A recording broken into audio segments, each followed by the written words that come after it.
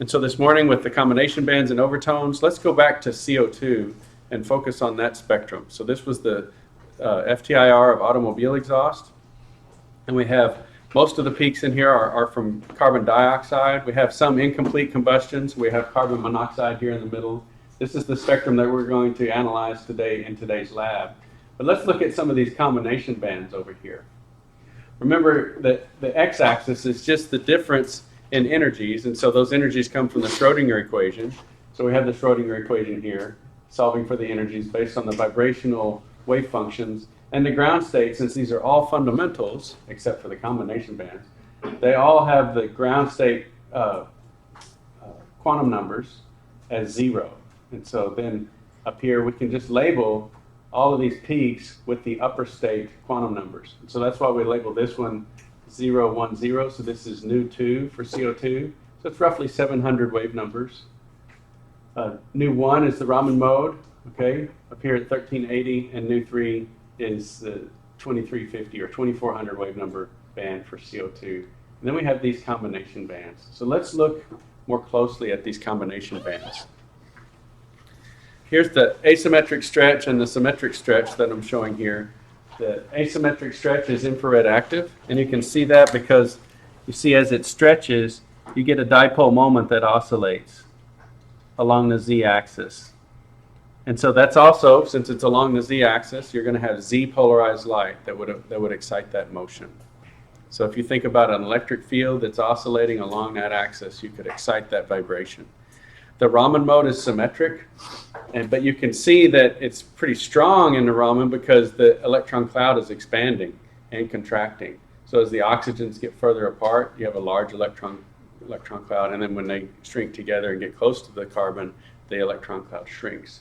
So that change in the electron cloud is a change in the polarizability of the molecule.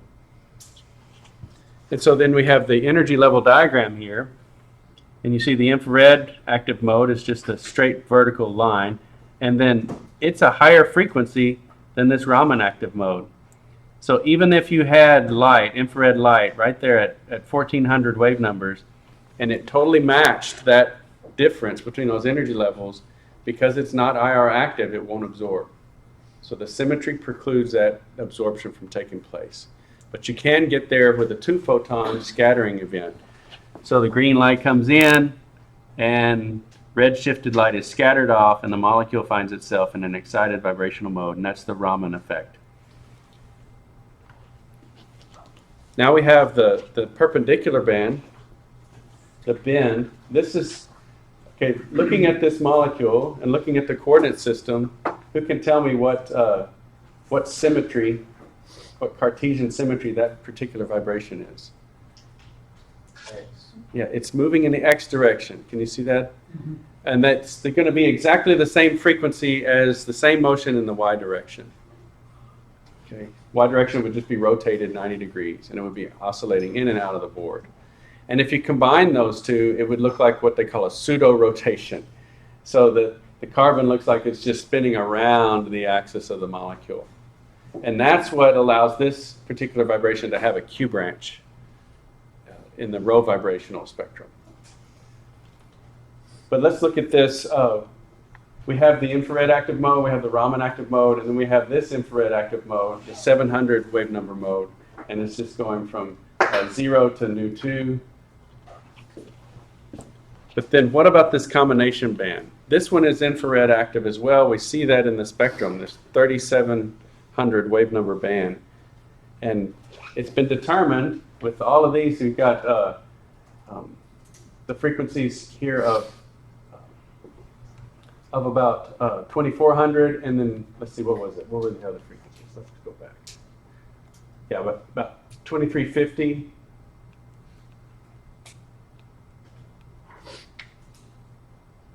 And 1400. So we had two 700 wave number bands and a 2350 adding up to give us our 3700. So let's look at the symmetry of this band. So notice that this is the 0, 2, 1 combination band. And so those are the quantum numbers in the upper state. Light is in the middle, and then the quantum numbers for the lower state is 0, 0, 0. And so we can put in the symmetries for all of those and do the direct product. So this is the longest one you've seen so far. This has A1G for all three of the ground states, A1U for Z-polarized light, and then this mode here, nu 3, is A1U. The XY mode of vibration over here is E1U, and there's two of those. So since we have two quanta excited here, we have E1U and E1U, those symmetries, and then the 0 is A1G. And so then let's look at this. This is not in your notes because I want you to do this one by hand. Let's go ahead and break the symmetry down and do the direct products for all of these. And then these are the frequencies that add together. So a combination band is approximately just the sum of the different frequencies of the motions. I say approximately, it can be a little bit less sometimes. Yes? So you were saying that it's in the X direction, but if we rotate it 90 degrees, it's Z. So why didn't we choose Z first? If we rotate it 90 degrees, it's in the Y direction. Or in the Y? Yeah, so XY are combined, and so that's the E1U, where XY are similar. You can't separate X motion and Y motion in a symmetric molecule, like a C3V or this is D infinity H or C infinity V. And so that N, like a CN axis, if N is 3 or greater, that's a symmetric molecule. We call it a symmetric top because we talk about spinning tops. Okay, so if it's got threefold symmetry or greater, then you can't tell the difference between the X and Y axis. And so they're always combined on an E row.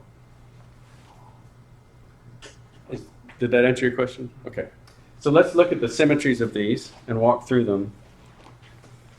So this is the situation we have. We're starting in 0, 0, 0, and we're going up to 0, 2, 1. And we're using light to do that. And so then we write out the symmetries of all of the quantum states that are involved.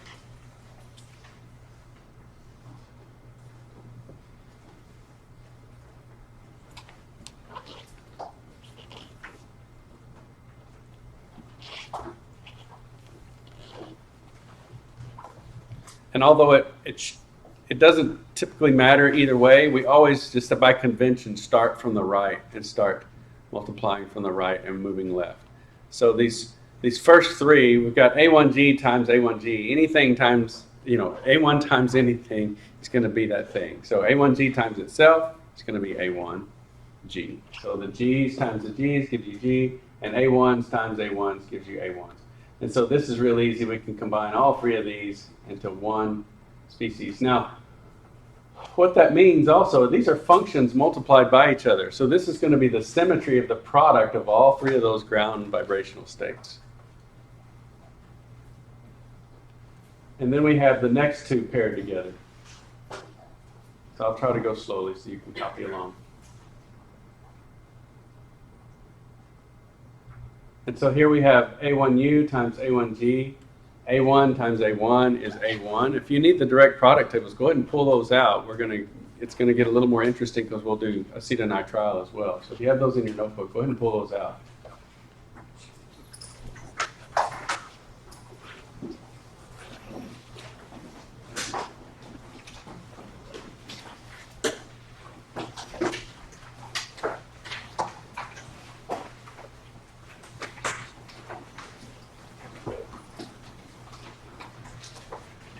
So if you'll notice in any of those direct product tables, this one is, we want to find the one for D infinity H, but if it's not in there, which I don't know that it is, you can just find one that has the same kinds of symmetry species that are in the D infinity H character table, which would be A1G, A1U, A2G, A2U, E1G, E1U. And you'll see, if you look at those direct product tables, you'll see the trends. A1 times A1 in any one of those product tables is going to be A1. And G times G is G, and G times U is U. So we can figure this here. We got A1 times A1, which gives us A1. And then G times U is U. So look at those product tables and you can find out how you would make that determination. Now let's go to the next pairing. We have A1 times A1, which gives A1. And now we have U times U, which gives G. So U is odd and G is even. So that's the German word for odd and even. Gerade is even, and ungerade, uneven. So that's what we're talking about here. U times U, it gives G. And then now we have the next pairing, A1 times E1. Well, remember, anything times A1 is just itself. A1 is like the identity. It's like multiplying by 1. Okay, so E1 times A1 is just E1. And now we have U times G, which gives us U. Any questions down to this point? It's about to get interesting. So you should have been able, even without the direct product tables, to get this far.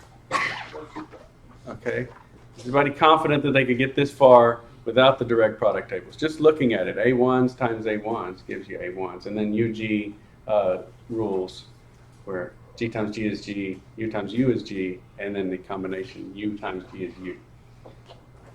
And then now we have E times E. And so this gives us a set. So these functions are two-dimensional, okay? And you've got 2 dimensions times 2 dimensions, you end up with 4 possibilities. And so we end up with these 4 possibilities, but E counts for 2 of those possibilities. So we have A1 times A2, or plus A2 plus E1. And then you have the U times the U gives you G on all of them. And if you notice in all of those direct product tables, find all the possibilities where you have E times E, or E1 times E1, you see that you get A1 plus A2 plus E.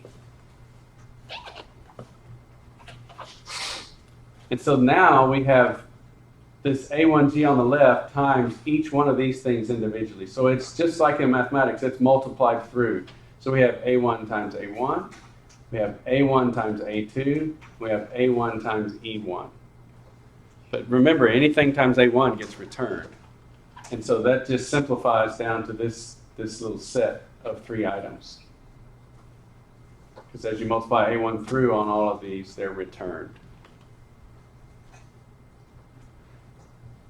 And we're down to the end. We don't have any multiplications to do anymore. And what was the whole point of all of this? This is a transition dipole moment integral. Remember, this is an integral, and these different symmetry species represent the combinations of all of those functions times each other. And this integral will be 0 if we get down to the end and we don't see the top row anywhere. So it has to contain the top row for this integral to be non-zero. And it does contain the top row. So the top row of the d infinity h character table is A1G. And because that's in the set, we have other things in this set, but that's fine. We're just looking to see if the set contains A1G, and it does. So therefore, this integral is non-zero. So this supports that this combination band is just allowed by symmetry as any other kind of band that's allowed by symmetry. It's a little more complicated because you have so many wave functions times themselves and times light, and the symmetry works out to where this combination band is allowed. Now there are a bunch of combination bands that will end up being allowed in a spectrum, and that just tells you that the intensity is non-zero. It doesn't tell you if it's strong or not. This particular combination band happens to be strong, so you can actually see it in the spectrum of CO2 way over there on the far left. There'll be other combination bands that are allowed but are just weak, and so you wouldn't notice them. They'd be down by the noise. Okay? They would be allowed, but they would be very weak. But this one happens to be a strong combination band, and so you can see it in the spectrum.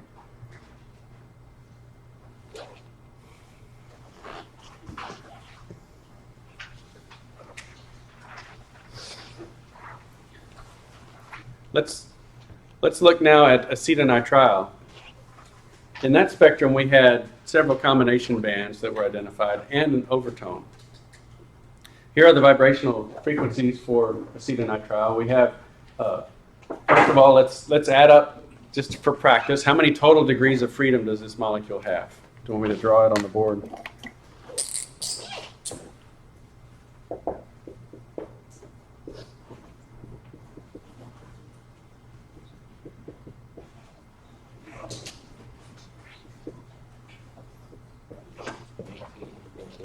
Yeah, 1, 2, 3, 4, 5, 6. How total degrees of freedom? 3n. Okay, so 18 total degrees of freedom. Minus 6 would give us 12 vibrational modes. Here are the vibrational modes, and I only see 8. Yeah, these E's count for 2. Okay, so there's 12 vibrational modes here. Notice these E modes, like the methyl rock. Okay, that's going to be the rocking of the methyl group, and that's going to be in the Y direction or in the X direction. And you can't tell the difference between X or Y in a threefold symmetry molecule or higher. And this has threefold symmetry, so that counts for 2. So this would be, these bottom 4 would all be X, Y modes. So they'll be in the X direction and in the Y direction. And that means also that they're Raman and IR active, all of these. The A1 motions will be IR active with Z polarized light. The E modes will be active with X or Y polarized light. And then the Raman, you're going to have XY and XZ and Z squared and so on. So let's look at this spectrum. So here's the infrared spectrum for acetonitrile. And we see what you would expect, new 1, new 2, new 3, new 4. So there's your 4 symmetric modes, A1, all of them. And then you come back up here to new 5, and this is using that Hertzberg labeling scheme where we do the symmetric modes from high frequency down to low frequency, and then we get into the E modes and label them from high frequency to low frequency. So then this is new 5. Here's new 6. Here's new 7. And then new 8 is off the screen. And what we can only see is this overtone here, 2 new 8. So it shows up here. We have these other combination bands. So here's one that's new 3 plus new 4. Here's new 7 plus new 8. And then here's an overtone of new 8. So let's look at the symmetry support for the new 3 plus new 4 combination band. So if we went back to that table of frequencies, we would be able to see the symmetries for these, and we would find that they're all A1. So new 4 is A1 and new 1 is A1. And then the ground states, 0 and 0, those are A1. And then Z polarized light is also A1. So this was pretty easy. We could just walk our way down. We have A1s all the way down. And so that's going to be allowed by symmetry. So that transition dipole moment integral will be non-zero. Let's look at the new 7 plus new 8. So we have A1s on the right for the ground states. Light, Z polarized light is A1. And then 7 and 8 are both E modes. So working our way down, we get A1s all, straight down. And then we get to the E times E. So we go to the direct product table. And this is what I was asking you to do earlier. Look at the combination of E times E. We have this whole set here.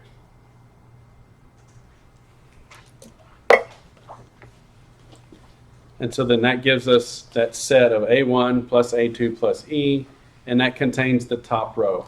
Notice how I'm always using the phrase top row because it depends upon the character table. For D infinity H, the top row was A1G, but in the C3V, it's just A1. So the correct term would be the top row of the character table would be the most symmetric, and it changes depending upon the character table that you're in. Okay, now let's look at the new 7 plus new 8 combination band. And let's look at it with XY polarized light. So we verify that it's allowed by Z polarized light, but what about XY? So the first pairing is easy. Then we get to E. So now we have 3 E's times each other. So we have that set from the first pairing of A1 plus A2 plus E. But now we have E times that set. And so we just like in algebra, multiply through. So it's E times A1, which if you look at the character table would give us an E. And then it's E times A2, which gives us another E. So we have 2 E's so far. And then E times E gives us A1 plus A2 plus E. So we have 3 E's, an A2, and an A1. Does everybody follow that? We didn't draw out all the little individual ones, but we were able to follow it along, that A1 times E gives E, etc.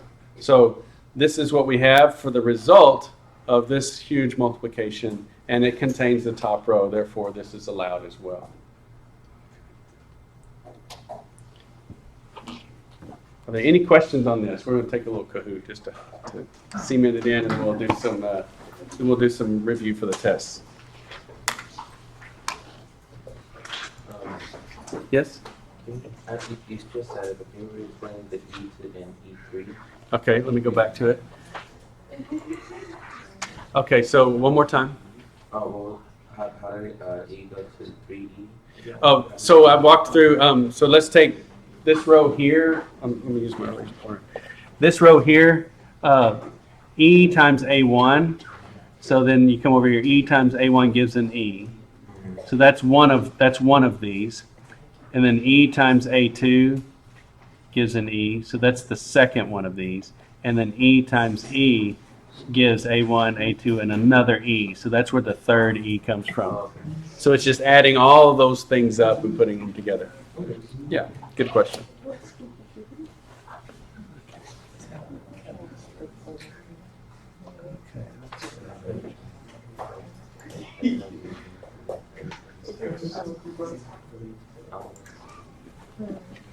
Okay.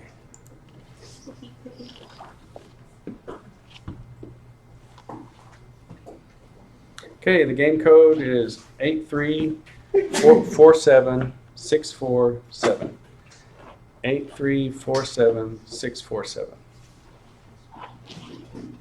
Would it be possible if you put like the last few codes on blackboards so you would like practice the Kahoot you've had? You get a new code every time. So you just go into Kahoot and set up an account. And my username is CHEM Prof. So if you search for that on Kahoot, you'll get all of my quizzes. Yeah. I think that's the easiest way to find them all. You'll get everything. You'll get forensic chemistry and all that stuff too. So You need the course number also.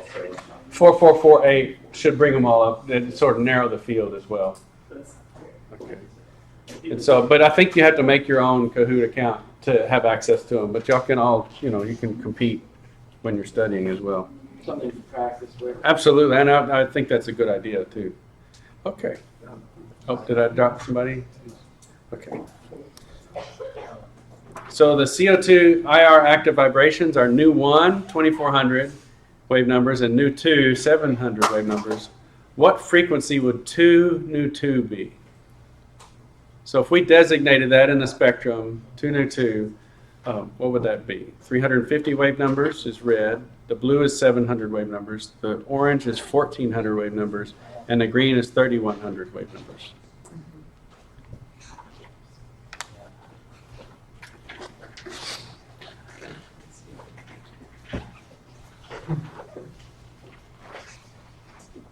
Okay, it's kind of a split. So we're just looking at 2 nu 2. Even though we have information from nu 1, the green would be actually those two added to each other. So it's just 1400. It's twice the nu 2 frequency. So if you saw a peak at 1400 wave numbers in this spectrum, you'd say, well, what is that? Because that doesn't match any of my frequencies from Gaussian, say. Yeah, and so it's just 2 times the nu 2 frequency. Okay, let's try again. Here's the CO2 vibrations. What frequency would nu 1 plus nu 2 be? This is what everyone was thinking. Yeah, that's right, yeah. Look at the numbers flying up. Yeah. So that would be what some of y'all were thinking on the last one. Yes, 3100 wave numbers. You just add those together. And so again, that's something you want to try if you're doing infrared spectroscopy and you see a peak that just doesn't match. You think your sample's pure. What's this peak, right? And it may be an overtone, it may be a combination band. And in benzene, in pure benzene, there are a lot of little bumps there in the region just above the carbonyl or around the carbonyl, and you're like, I've got an impurity, or I've got oxidized benzene. No, it's an overtone or a combination band. In the C3V direct product table, what is the result of E times E? So A1 is the red, the blue is A1 plus A2 plus E, orange is just E, and green is A1G plus A2G plus EG.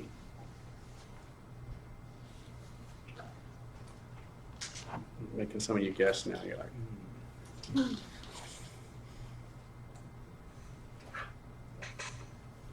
Very good. A few people have thought about the G's. The G's don't apply to C3V. So it's point group dependent. Because if you look at those character tables, the G's only appear in molecules that have what?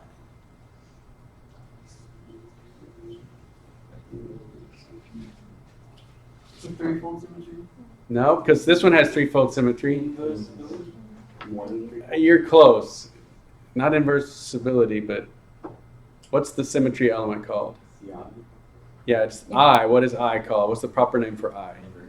Inversion center. Yeah. So that center of mass is an inversion point in the molecule, and that's the only kind of molecule that will have G's and U's. Okay. So benzene definitely has one. CO2 has one because CO2, the mass, the center mass. Yeah. So, okay. In a C3V direct product table, what is the result of E times E times E? So all three of them. So the red is A1 plus A2 plus 3 E's. Blue is A1 plus A2 plus a single E. Orange is three of all of them, 3 A1s plus 3 A2s plus 3 E's. And green is A1G plus A2G plus 3 EG. Go back and check. Yeah, I know a lot of people wish that could happen. Yeah, very good. So it's that first one. We just saw that in the acetonitrile combination band. So very good. All right. So now we can shift gears and start taking questions about the exam.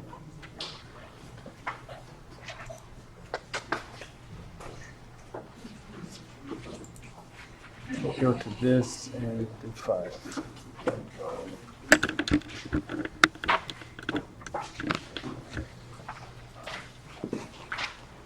So what's on your mind? What about the exam? What do you have? Oh, Yes. so on the homework, so let me get a. So there was one that's asking about finding the bond length given the transition from J equals 0 to J equals 1, and given the wave number. The frequencies, yes. Yeah. So I understand you're supposed to use R equals the square root of 16 over what? How do you find what do you use for B? Yeah, so that's the connection to the spectrum. So the Yeah. reason I'm asking that is really to drive the connection to the spectrum. So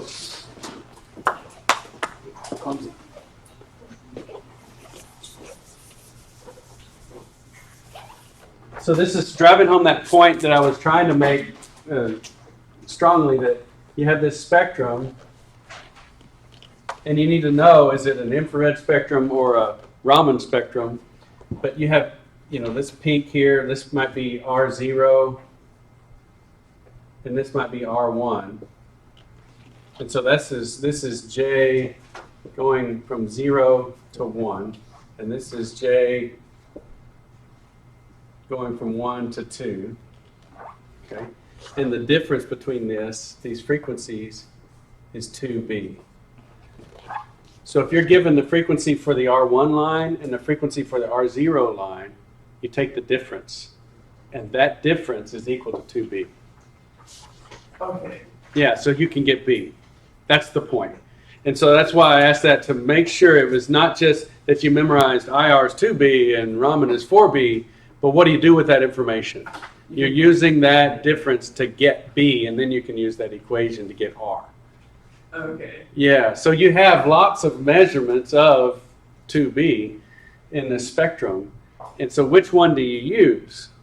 Well, in the lab this week, we're going to pick the peaks for all of them and use a linear regression, because these, if you look at the peaks, they spread out a little bit. It's not a constant spacing. It's 2B minus alpha times some combination of the quantum numbers minus the centrifugal distortion times some quantum number cubed.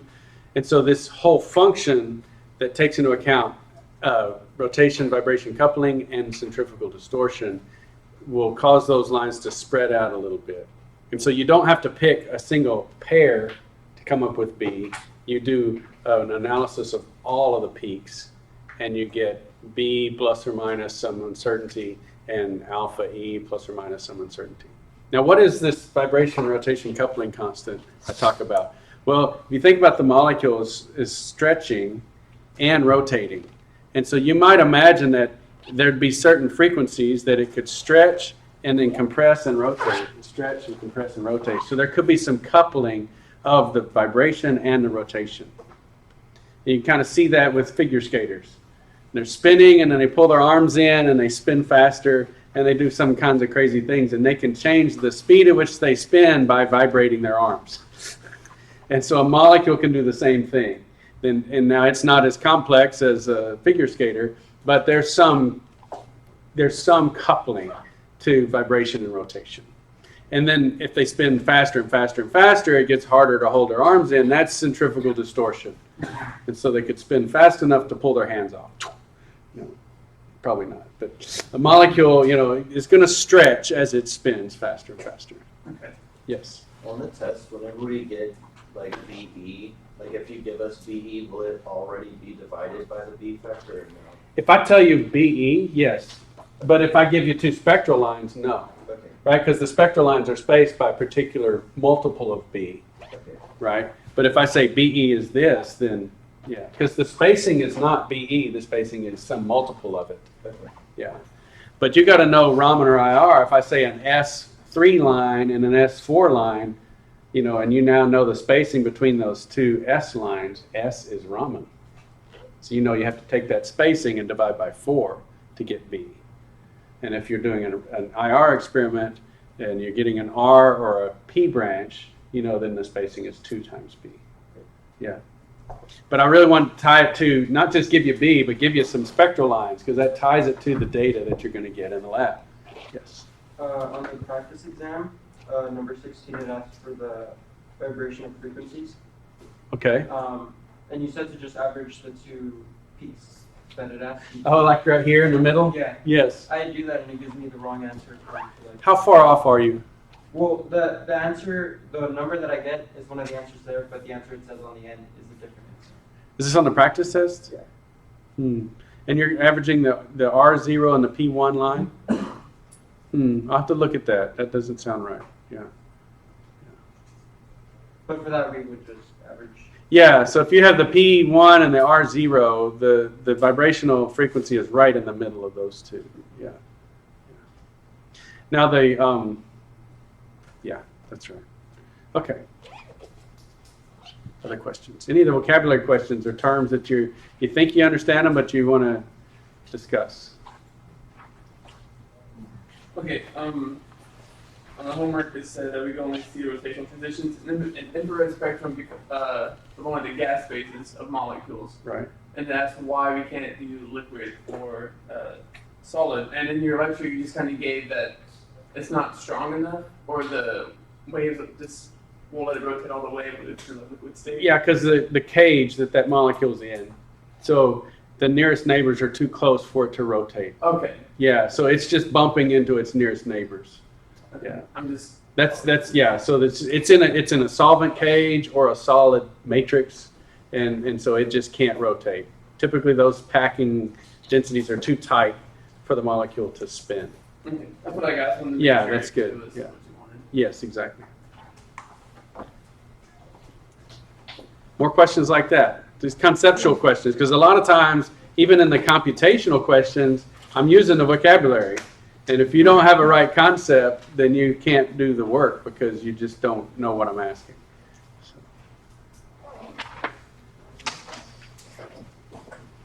As far as computational type questions, fair game for the, here's 2 spectral lines, tell me the bond length. I mean, I like that one because I want to see that that's not the first time you've ever tried that problem, right? You want to have that down from the homework. Let's see, what else? Some of the symmetry stuff for combination bands, being able to work your way through the symmetry. I'll give you the direct product table so that you can use that.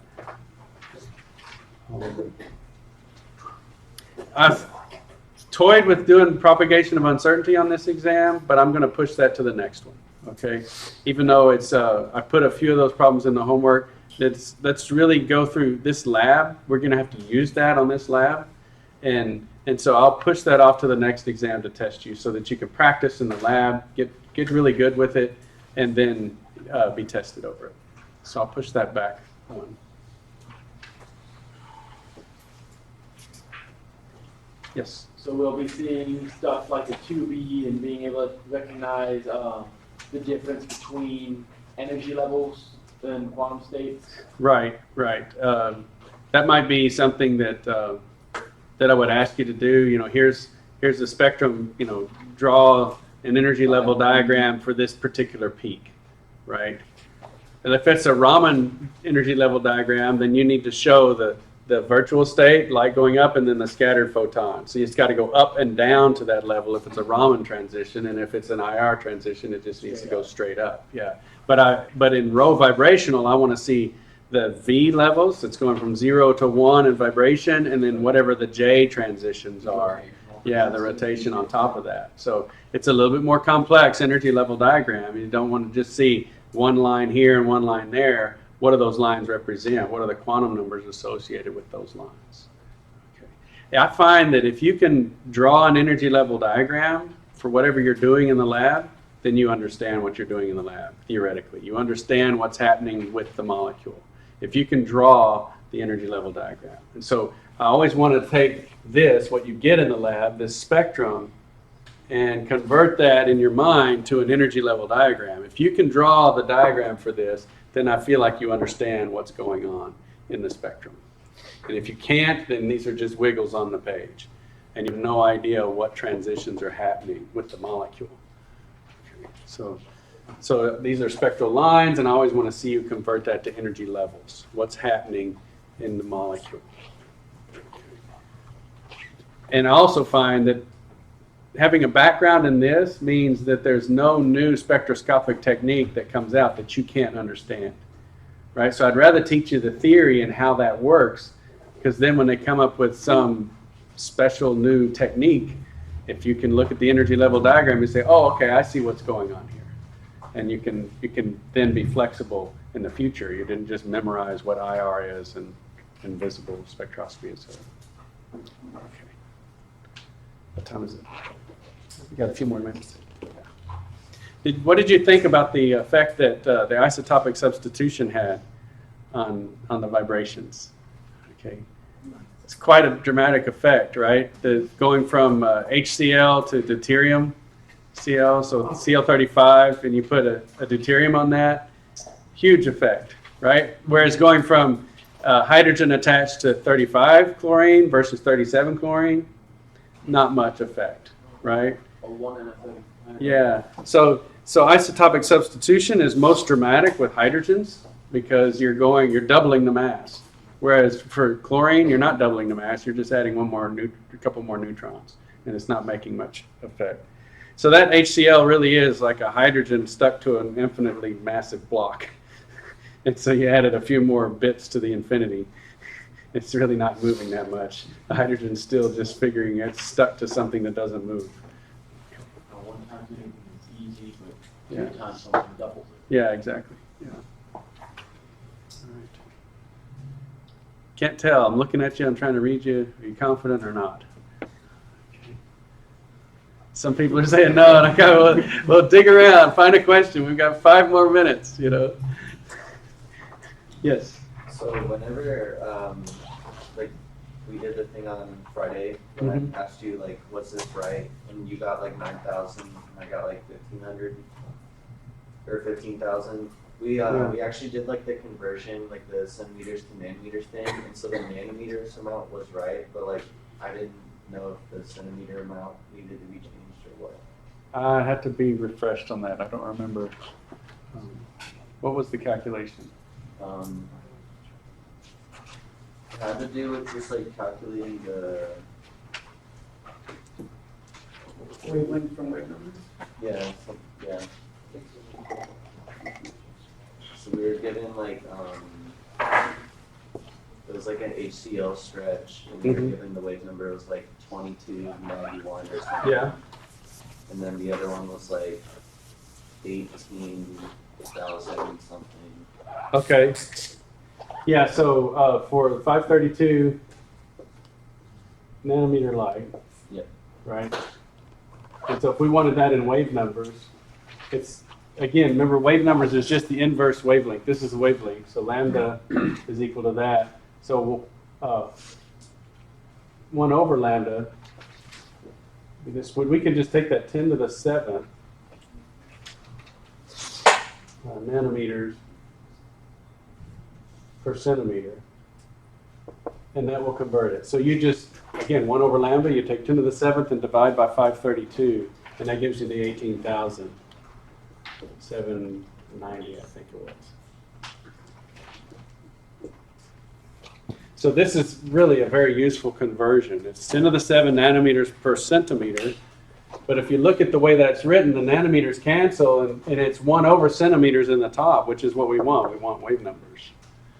And then this thing works in reverse too. If you swap these two, you're still just dividing 10 to the 7th by 18,790 to get the wavelength in nanometers. So that is a really useful tool, and I use it all the time. So typically for Raman, we're using visible lasers in nanometers, and we want to know wave number values because we're doing differences in the wave number values. Okay. So then we get this, and you said it was CH stretch or HCl stretch. Yeah, it was HCl, I think. Yeah, and so that's going to be shifted from this line. This is the laser line, so it's going to come up,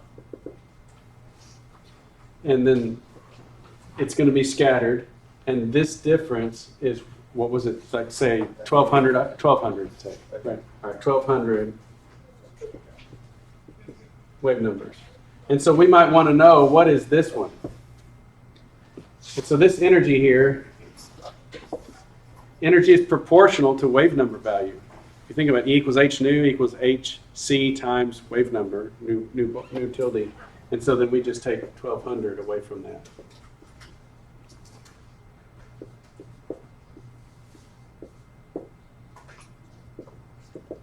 And then if we want to know that photon in wavelength, we take 10 to the 7th and divide by that number.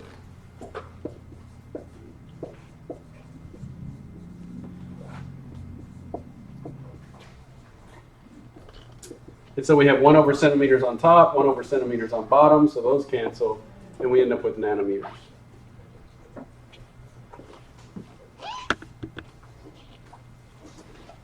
So for that one, it should be like 569. Okay. So that would be the wavelength of this photon that's scattered.